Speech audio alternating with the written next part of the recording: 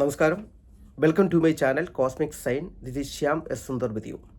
നമ്മൾ ഇന്ന് പറയാൻ പോകുന്ന വിഷയം എന്ന് പറയുന്നത് 2026 ഓണം ബമ്പർ നറുക്കെടുപ്പിൽ ഒന്നാം സമ്മാനം ലഭിക്കുന്ന വ്യക്തികൾ അല്ലെങ്കിൽ രാശിക്കാർ, നക്ഷത്രക്കാർ ആരായിരിക്കും എന്നുള്ള കാര്യമാണ്. അപ്പോൾ ആദ്യമായിട്ട് ഞാൻ പറയുകയാണ്, എപ്പോഴും പറയുന്ന പോലെ തന്നെ നിങ്ങൾക്ക് ഞാൻ ചെയ്യുന്ന വീഡിയോ ഇഷ്ടമാകുമെങ്കിൽ തീർച്ചയായിട്ടും ചാനൽ സബ്സ്ക്രൈബ് ചെയ്യുക, ലൈക്ക് ചെയ്യുക, ഷെയർ ചെയ്യുക. അതുപോലെ തന്നെ ബെൽ ബട്ടൺ പ്രസ് ചെയ്യുക, പുതിയ വീഡിയോസ് അപ്ലോഡ് ചെയ്യുമ്പോൾ നോട്ടിഫിക്കേഷൻ ലഭിക്കുന്നതിന് വേണ്ടി. അപ്പോൾ ആദ്യമായിട്ട് ഞാൻ മറ്റൊരു കാര്യം കൂടി പറഞ്ഞുകൊള്ളട്ടെ. 2026 ഫിഫ വേൾഡ് കപ്പിൽ സ്പെയിൻ ആയിരിക്കും ഫൈനൽ വിജയി എന്ന് ഞാൻ പ്രവചിച്ചിരുന്നു. ആ പ്രവചനം സത്യമായി തീർന്നു. ജൂലൈ മാസം 17-ാം തീയതി രാവിലെയാണ് വീഡിയോ പബ്ലിഷ് ചെയ്തിരിക്കുന്നത്. കാണാത്തവർ ആ വീഡിയോ കാണുക. എന്തുകൊണ്ടാണ് സ്പെയിൻ ജയിച്ചതെന്ന ഓരോ റീസൺസും പാരാസൈക്കോളജിയുടെ, അസ്ട്രോളജിയുടെ, ന്യൂമറോളജി ബേസിൽ ഞാൻ പ്രത്യേകം വിശദമായിട്ട് പറഞ്ഞിട്ടുണ്ട്. തീർച്ചയായിട്ടും ആ വീഡിയോ കാണുവാനായിട്ട് ശ്രമിക്കുക. അപ്പോൾ നമ്മളിപ്പോൾ പറയാൻ പോകുന്നത് 2026 സെപ്റ്റംബർ മാസം 26-ാം തീയതി നടക്കുന്ന ഓണം ബമ്പർ തിരഞ്ഞെടുപ്പിൽ ഒന്നാം സമ്മാനത്തിന് അർഹനാകുന്ന വ്യക്തി അല്ലെങ്കിൽ വ്യക്തി ആരായിരിക്കും എന്ന കാര്യമാണ് പറയാൻ പോകുന്നത്. അപ്പോൾ ഒന്നാം സമ്മാനം എന്ന് വെച്ചാൽ 30 കോടി രൂപയാണ്. രണ്ടാം സമ്മാനം എന്ന് പറയുന്നത് 20 പേർക്ക് ഓരോ കോടി രൂപ വെച്ച്. മൂന്നാം സമ്മാനം എന്ന് പറയുന്നത് 25 ലക്ഷം വെച്ച് 20 പേർക്ക്. നാലാം സമ്മാനം 5 ലക്ഷം വെച്ച് 10 പേർക്ക്. അഞ്ചാം സമ്മാനം 2 ലക്ഷം വെച്ച് 10 പേർക്ക്. അപ്പം ഏത് കിട്ടിയാലും, ഒന്നാം സമ്മാനം തന്നെ കിട്ടിയില്ലെങ്കിലും കുഴപ്പമൊന്നുമില്ല. രണ്ടാം സമ്മാനം കിട്ടിയാലും അവരും ഒരു കോടീശ്വരൻ തന്നെ ആയി തീരും, തർക്കമില്ലാത്ത കാര്യമാണ്. അപ്പോൾ ജ്യോതിശാസ്ത്രത്തിൻ്റെ അടിസ്ഥാനത്തിലാണ് ഞാൻ ഈ പ്രവചനം നടത്തുന്നത്. രാശിചക്രത്തിൽ 12 രാശികളുണ്ടെങ്കിലും ഞാൻ ഈ പറയുന്ന 6 രാശിക്കാരും അതിന് വരുന്ന നക്ഷത്രത്തിന് മാത്രമായിരിക്കും ഒന്നാം സമ്മാനം ലഭിക്കുവാൻ ഭാഗ്യം ഉണ്ടാകുക. വേറെ ആർക്കും തന്നെ കിട്ടാനുള്ള ഭാഗ്യം ഇല്ല. ഇത് തർക്കമില്ലാത്ത കാര്യമാണ്. ആദ്യം തന്നെ അങ്ങ് പറയുകയാണ്. ആദ്യമായിട്ട് ഒന്നാം സമ്മാനം ലഭിക്കുവാൻ ഭാഗ്യമുള്ള രാശി എന്ന് പറയുന്നത് മിഥുനം രാശിയാണ്. മിഥുനം രാശിയിൽ വരുന്ന നക്ഷത്രങ്ങളാണ് മകയിരം നക്ഷത്രത്തിൻ്റെ അവസാനത്തെ പകുതി ഭാഗം, തിരുവാതിര, പുണർദം നക്ഷത്രത്തിൻ്റെ ആദ്യത്തെ മുക്കാൽ ഭാഗം. എന്തുകൊണ്ടാണ് മിഥുനം രാശി പറയാൻ കാരണം? മിഥുനം രാശിയുടെ 2ാം ഭാവം കർക്കിടകത്തിൽ ഉച്ചസ്ഥനായിട്ട് വ്യാഴം അവിടെ സ്ഥിതി ചെയ്യുന്നു. കൂടാതെ അവരുടെ 10ാം ഭാവത്ത് കർമ്മസ്ഥാനത്ത് ശനി സഞ്ചരിക്കുന്നു. പക്ഷേ മിഥുനം രാശിക്കാരുടെ യോഗകാരകനാണ്, ഭാഗ്യസ്ഥാനത്ത് നിൽക്കുക, ഭാഗ്യാധിപനാണ് ശനി എന്ന് പറയുന്നത്. അപ്പോൾ തീർച്ചയായിട്ടും ആദ്യമായിട്ട് ഒന്നാം സമ്മാനത്തിന് അർഹരാകുവാൻ ഭാഗ്യമുള്ള രാശിക്കാർ അല്ലെങ്കിൽ രാശിക്കാരെന്ന് പറയുന്നത് മിഥുനം രാശിക്കാരും, അതുപോലെ നക്ഷത്രങ്ങൾ എന്ന് പറയുന്നത് മകേരം നക്ഷത്രത്തിൻ്റെ അവസാനത്തെ പകുതി ഭാഗം, തിരുവാതിര, പുണർദം നക്ഷത്രത്തിൻ്റെ ആദ്യത്തെ മുക്കാൽ ഭാഗം. അടുത്തതായിട്ട് ഈ ഓണം ബമ്പർ ലഭിക്കുവാൻ ഭാഗ്യമുള്ള 2ാമത്തെ രാശിക്കാർ എന്ന് പറയുന്നത് കന്നി രാശിക്കാരാണ്. കന്നി രാശിയിൽ വരുന്ന നക്ഷത്രങ്ങളാണ് ഉത്രം നക്ഷത്രത്തിൻ്റെ അവസാനത്തെ മുക്കാൽ ഭാഗം, അത്തം, ചിത്തിര നക്ഷത്രത്തിൻ്റെ ആദ്യത്തെ പകുതി ഭാഗം. ഇവർക്ക് വ്യാഴം 11ാം ഭാവത്തിൽ ലാഭസ്ഥാനത്താണ് സഞ്ചരിക്കുന്നത്. അപ്പോൾ ലാഭസ്ഥാനത്ത് വ്യാഴം സഞ്ചരിക്കുന്നതുകൊണ്ട് തന്നെ തീർച്ചയായിട്ടും ലാഭം ഉണ്ടാകണം. തീർച്ചയായിട്ടും ഇവർക്കും ഈ ഓണം ബമ്പർ ലഭിക്കുവാൻ, ഒന്നാം സമ്മാനം ലഭിക്കാനുള്ള ഭാഗ്യം ഉള്ള വ്യക്തികൾ തന്നെയായിരിക്കും. 3ാമത്തെ രാശി എന്ന് പറയുന്നത് തുലാം രാശിയാണ്. തുലാം രാശിയുടെ 10ാം ഭാവത്തിലാണ്, കർക്കിടകം രാശി എന്ന് 10ാം ഭാവത്തിലാണ് വ്യാഴം സഞ്ചരിക്കുന്നത്. 10ാം ഭാവത്തിൽ വ്യാഴം വരുന്നത് അത്ര മോശമൊന്നുമല്ല, നല്ലതാണ്. കൂടാതെ ഈ തുലാം രാശി പറയാനുള്ള കാരണം, തുലാം രാശിയുടെ 6ാം ഭാവത്തിലാണ് ശനി സഞ്ചരിക്കുന്നത്. 6ൽ ശനി വന്നാൽ അറ വെച്ച് വാഴുമെന്നാണ്.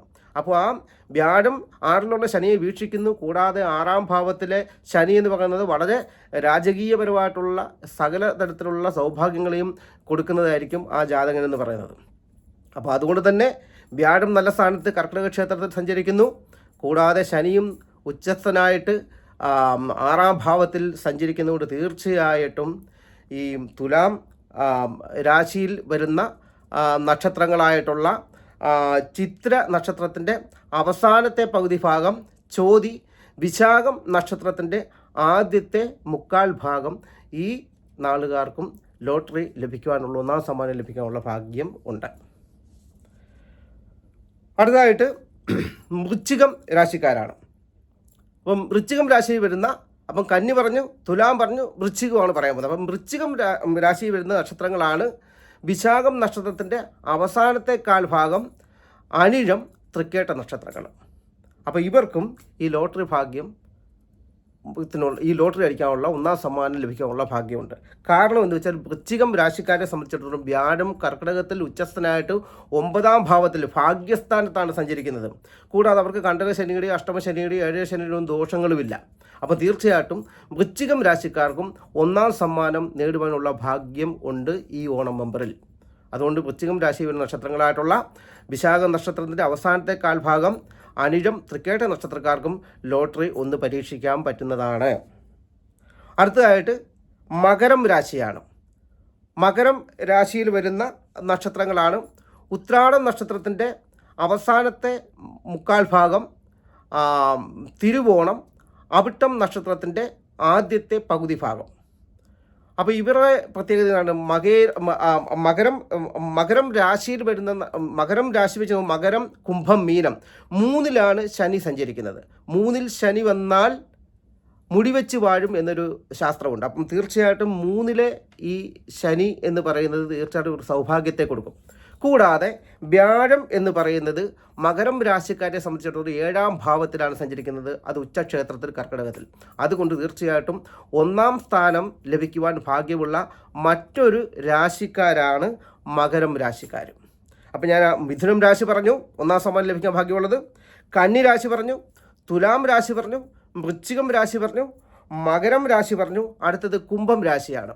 അപ്പം കുംഭം രാശി എന്ന് കേൾക്കുമ്പോൾ പെട്ടെന്ന് കുംഭക്കൂറ 7 ശനിക്കാലം വലിയോടാ, വ്യാഴവും ഇപ്പം മോശ സ്ഥാനത്താണ്. അല്ല, നിങ്ങൾക്ക് കുംഭം രാശിക്ക് 7 ശനി ഇനി തീരാൻ ഒരു അപ്രോക്സിമേറ്റ്ലി ഒരു 8-9 മാസം കൂടെ ഉണ്ട് 7 ശനി തീരാനായിട്ട്. പക്ഷേ ഈ 7 ശനിക്കൊരു പ്രത്യേകതയുണ്ട്.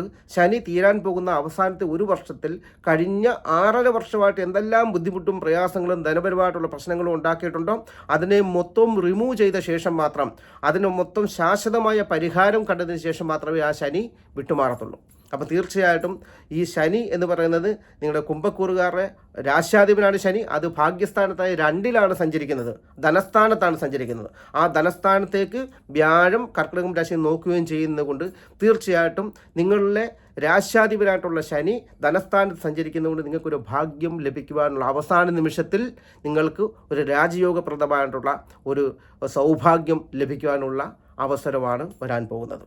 അപ്പോൾ തീർച്ചയായിട്ടും കുംഭം രാശിക്കാർക്ക് ശനി ധനസ്ഥാനത്ത് 2ൽ സഞ്ചരിക്കുന്നത് കൊണ്ടും 7 ശനിയുടെ അവസാന കാലഘട്ടമായതുകൊണ്ടും വ്യാഴം ഉച്ചക്ഷേത്രത്തിൽ കർക്കിടകം രാശിയിൽ നിന്ന് വീക്ഷിക്കുന്നത് കൊണ്ടും, അപ്പോൾ 6ലെ വ്യാഴമൊന്നും നോക്കാനൊന്നും കുഴപ്പമില്ല, 6ലെ വ്യാഴം ഒന്നും ചെയ്യത്തില്ല. അപ്പോൾ അവിടെ നിന്ന് വീക്ഷിക്കുന്നത് കൊണ്ടും വ്യാഴം നിങ്ങളുടെ 11ൻ്റെയും 2ൻ്റെയും ആധിപത്യം, ലാഭസ്ഥാനത്തിൻ്റെയും ധനസ്ഥാനത്തിൻ്റെ ആധിപത്യമുള്ള ഒരു ഗ്രഹമായതുകൊണ്ടും കുംഭക്കൂറുകാർക്കും തീർച്ചയായിട്ടും ഇതിൻ്റെ അകത്തിൽ ലോട്ടറി അടിക്കാനുള്ള 1ാം സമ്മാനം ലഭിക്കാനുള്ള ഭാഗ്യമുണ്ട്. അപ്പം ഞാൻ 1ാം സമ്മാനത്തിൻ്റെയാണ് ഈ 6 രാശിക്കാരുടെ കാര്യം പറഞ്ഞത്. 2ാം സമ്മാനം എന്ന് പറയുന്നത് ഒരേ കോടി വെച്ച് 20 പേർക്കാണ് വരുന്നത്, അവരും കോടീശ്വരരാകും. 3ാം സമ്മാനം എന്ന് പറയുന്നതാണെങ്കിൽ 25 ലക്ഷം വെച്ചു, അത് 20 പേർക്കാണ് വരുന്നത്. അപ്പോൾ 1ാം സമ്മാനം ലഭിക്കുന്ന വ്യക്തി ഇതാണെങ്കിലും 2ഉം 3ഉം സമ്മാനങ്ങൾ ലഭിക്കുവാൻ ഭാഗ്യമുള്ള വ്യക്തികളും ഈ പറഞ്ഞ രാശിയിലുള്ള ആൾക്കാർ തന്നെയായിരിക്കും. അപ്പോൾ ഞാൻ പറയാത്ത 6 രാശിക്കാരുണ്ടല്ലോ, അപ്പോൾ അവരെന്താണ് ചെയ്യേണ്ടത്? നിങ്ങൾ ഒരു കാര്യം ചെയ്യുക, നിങ്ങൾ ഡയറക്റ്റ് ലോട്ടറി എടുത്തു കഴിഞ്ഞാൽ ഉറപ്പായിട്ട് എഴുതി വെച്ചോണ്ട് നിങ്ങൾക്ക് കിട്ടത്തില്ല. അപ്പോൾ നിങ്ങൾ ചെയ്യേണ്ട കാര്യം, നിങ്ങളുടെ വീട്ടിലെ നിങ്ങളുടെ അച്ഛനെ കൊണ്ടോ അമ്മയെ കൊണ്ടോ അല്ലെങ്കിൽ നിങ്ങൾ സഹോദരങ്ങളുണ്ടെങ്കിൽ അവരെ കൊണ്ടോ, വൈഫിനെ കൊണ്ടോ, കുട്ടികളെ കൊണ്ടോ, അല്ലെങ്കിൽ നിങ്ങൾ ഉറ്റ സുഹൃത്തുക്കൾ ഉണ്ടെങ്കിൽ അവരെ കൊണ്ടോ, ഈ രാശിയിൽ വരുന്ന ആൾക്കാരെ കൊണ്ടാണെങ്കിൽ നിങ്ങൾ ലോട്ടറി എടുപ്പിക്കുക. അപ്പോൾ തീർച്ചയായിട്ടും നിങ്ങൾക്ക് അടിക്കുവാനുള്ള ഭാഗ്യം ഉണ്ടാകും.